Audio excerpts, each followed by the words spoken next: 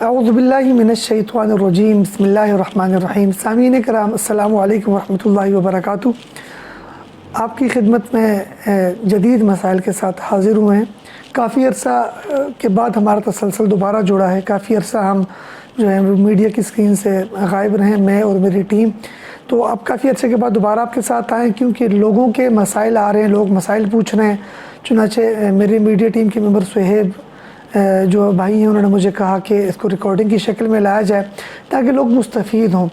تو لہٰذا آج ہم اپنے مسائل کو دوبارہ ویڈیو کی شکل دے رہے ہیں تاکہ زیادہ سے زیادہ لوگ اس سے استفادہ حاصل کر سکیں۔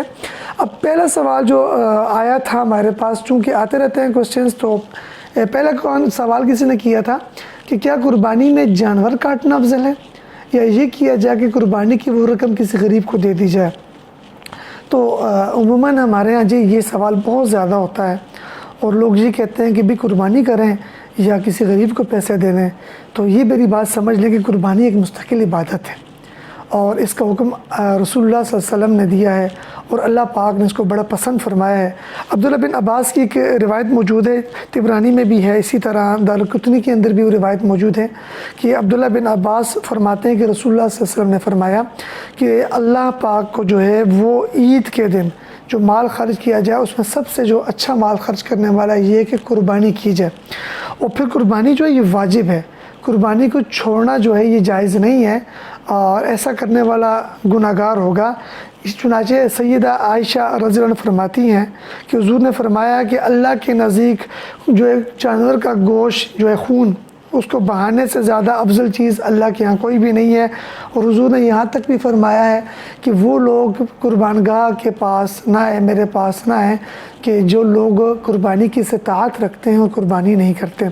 اب سوال یہ پیدا ہوتا ہے کہ میرے محلے میں غریب آدمی بھی موجود ہے، تو میں کیا اس کی مدد کیوں نہ کروں؟ یہ تو سب سے بڑا افضل عمل ہے۔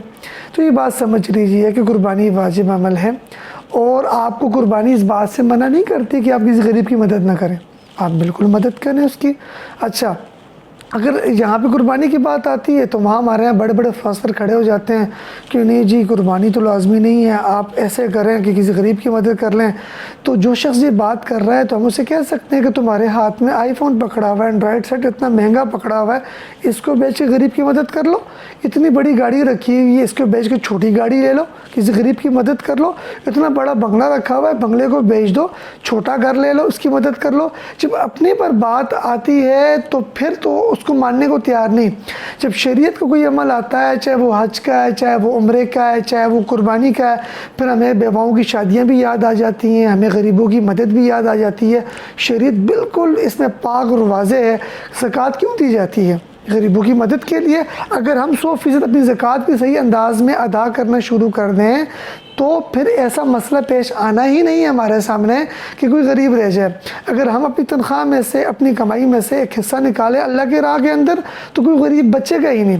تو لہٰذا یہ بات کرنا کہ قربانی کی جائے یا غریب کی مدد کی جائے، تو یہ مسئلہ سمجھ لیں کہ قربانی جس پر واجب ہے وہ قربانی کرے گا، اور حضور نے ایسے شخص کو سخت ناپسند فرمایا ہے کہ جو قربانی کی طاقت کے باوجود قربانی نہ کرے۔ تو بھائیو، عید قربا آ رہی ہے جن پر قربانی واجب ہے، تو ضرور وہ لوگ قربانی کریں، اور غریبوں کی مدد بھی جو کریں، اسلام اسی کا درس دیتا ہے۔ اللہ ہم سب کو عمل کی توفیق عطا فرمائے۔ وما علینا الا البلاغ المبین۔ مرنے سے پہلے ایک ایسا کام کر جائیں، اللہ نبی کی باتوں کو عام کر جائیں۔ آئیں آپ بھی اس ٹیم کا حصہ بنیں، ہمارے چینل کو لائک کریں، سبسکرائب کریں، کمنٹ کریں، شیئر کریں، اور بیل آئیکن کو ضرور دبائیے گا۔ جزاکم اللہ خیرا کثیرا۔